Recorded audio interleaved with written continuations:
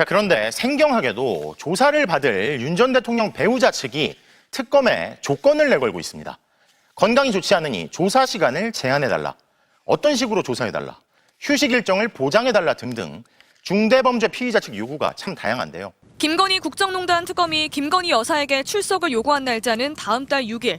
김 여사 측은 해당 날짜에 김 여사의 병원 진료가 예정돼 있지만 특검 조사에 나가기로 결정했다고 밝혔습니다. 그러면서 김 여사 측은 오늘 특검에 조사 시간을 적절히 제한해달라는 의견서를 보냈습니다. 김 여사의 건강이 좋지 않아 장시간 조사받기가 어렵다는 취지입니다. 특검법상 수사 대상은 도이치모터스와 삼부토건 주가 조작 의혹, 건진법사 게이트, 명태균 게이트 등 모두 16가지인데 김 여사 측은 혐의별로 나눠 조사하고 오후 6시 전에 조사를 마쳐달라. 또 각 조사 사이에 최소 3, 4일간의 휴식 일정을 보장해달라. 이후 소환 일정을 미리 통지해주면 그에 따르겠다는 입장을 의견서에 담았습니다. 조사에 협조하는 대신 여러 가지 조건을 내건 겁니다. 아직 의견서가 도착하기 전이지만 특검은 기본적으로 협의할 게 없다는 입장입니다. 앞서 조사 방식을 협의하자는 김 여사 측의 방문 요청도 거절했습니다. 특검은 별도의 협의는 불필요하고 통지된 일자에 출석하는 것으로 충분하다는 뜻을 전달하였습니다. 김건희 특검은 김건희에게 피의자 신분으로 8월 6일 출석하라고 통보를 했는데 네. 김건희가 특검에 의견서를 제출했다는데 어떤 내용입니까? 지금 건강 상태가 별로 안 좋기 때문에 혐의가 많잖아요. 네. 16개 정도 되지 않습니까? 네. 추가될 가능성도 있고 그러니까 혐의별로 좀 짧게 조사를 하자. 그리고 하루에 한 혐의씩 자주 조사를 하자.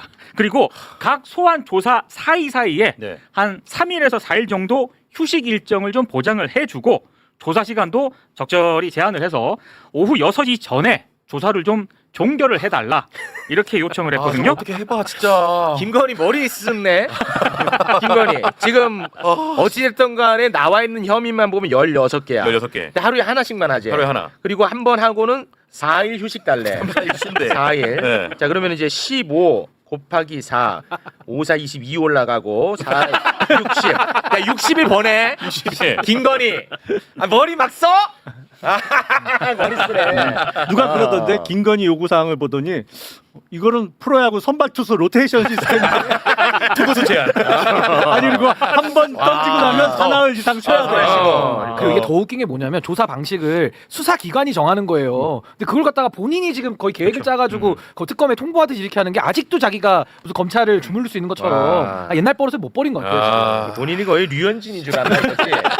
김건희 왜 그래? 아, 대단합니다 진짜. 이렇게 안 돼. 네. 특검이 여기에 대해서 입장을 냈죠. 네. 뭐라고 했습니까? 뭐 일 없다 한마디로 나오라고 할 때 나와라. 네. 한마디로 시끄럽다. 야. 네, 시끄럽다. 협의할 요게- 상황 아니다. 네. 결국에 특검에서 구속영장을 청구할 거잖아요. 네. 그럴 때 법원에서 기각을 받아내기 위한 전략이에요.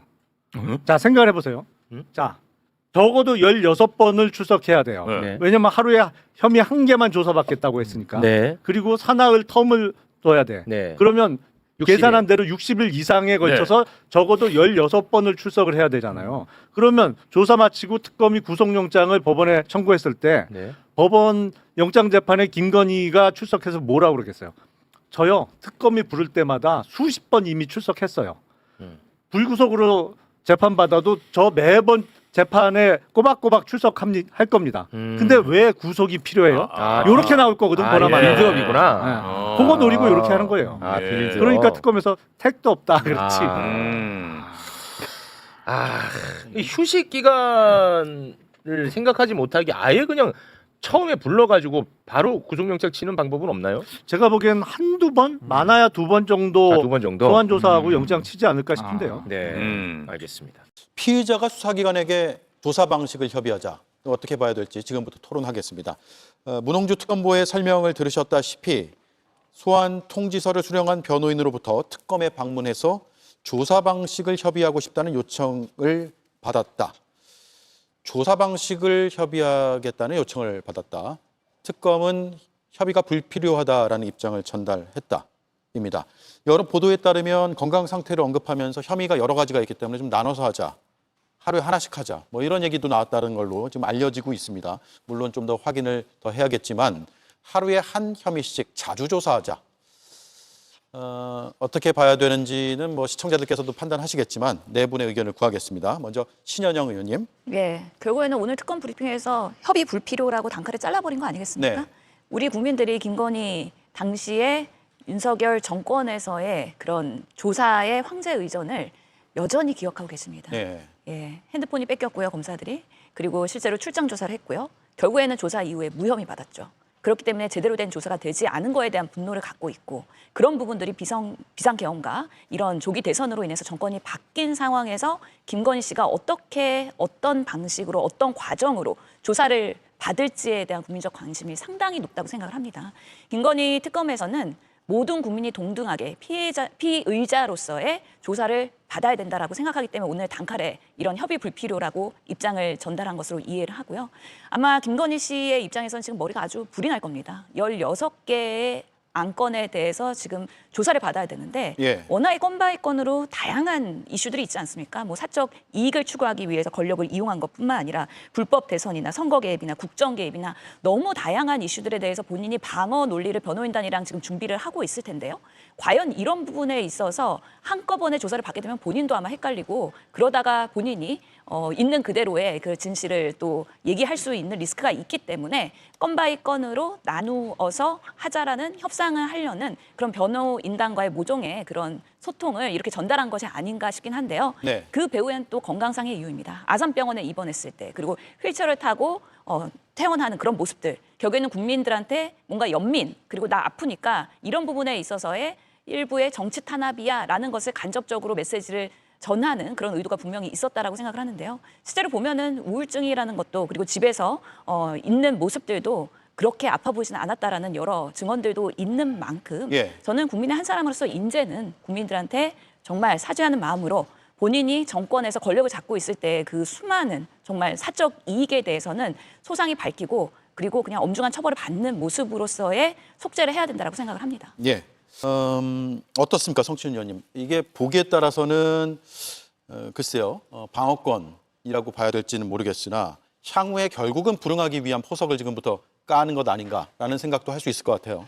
불응까지는 하긴 어려울 거라고 봅니다. 예. 왜냐하면 불응하게 되면 이렇게 그 정도로 비협조적으로 나오면 결국 체포영장, 바로 구속영장이 나올 것이기 때문에 지금 김건희 여사가 펼치고 있는 전략은 윤석열 전 대통령과 사실상 똑같습니다. 최대한 지연시키자. 왜냐하면 특검은 기한이 정해져 있기 때문에 최대한 지연시켜서 최대한 수사의 성과를 줄이자라는 게 하나 있을 수 있고요. 그리고 그렇게 수사를 늦춤으로써 구속을 최대한 늦추는 겁니다. 윤석열 전 대통령 결국 구속이 됐죠. 근데 윤석열 전 대통령이 구속되는 과정에서 많은 사람들이 구속 전후로 지켜봤습니다. 윤석열 전 대통령이 여전히 갖고 있는 권력을 이용해서 본인과 혐의에 관련된 관련자들을 어떻게 압박하고 회유하는지를 다 보지 않았습니까? 구속된 이후에 최측근들의 증언이 달라지고 있다. 사실 특검의 구속 사유에 딱 그게 들어가 있었는데 실제로 구속된 이후에 달라지고 있죠. 전 김건희 여사도 마찬가지라고 생각합니다. 빠르게 구속이 되어야 하고 그렇지 않게 될 경우 지금 아까 나왔던 집사게이트의 김모 씨 이미 해외로 도주했죠. 지금 그 삼부토건 주가조작국의 핵심인 인물인 이모 부회장 역시나 지금 잠적해 있는 상태입니다. 지금 김건희 여사와 관련된 혐의자들이 하나둘씩 사라지고 있는 상황입니다. 저는 이건 역시 증거인멸에 해당하는 것이고 그 혐의의 중심에 있는 김건희 여사가 거기서 어떤 역할을 했는지 우리는 알 수 없는 상황입니다. 그렇다면은 이 정도로 밖에서 윤석열 전 대통령과 마찬가지로 밖에서 이런 영향력을 행사하는 것으로 보여지는 김건희 여사에 대해서는 저는 빠르게 수사를 하고 빠르게 구속하는 것이 이 혐의를 증거 인멸하는 것을 막는 길이라고 보기 때문에 지금 김건희 여사가 협조하겠다, 뭐 하겠다 하면서 최대한 늦추고 있는 최대한 이걸 구속이나 이런 것들을 좀 지연시키려고 하는 전략들은 전 특검이 좀 파악하고 있을 거로 믿고요. 그래서 빠르게 좀 수사를 진행할 거라고 믿겠습니다. 예.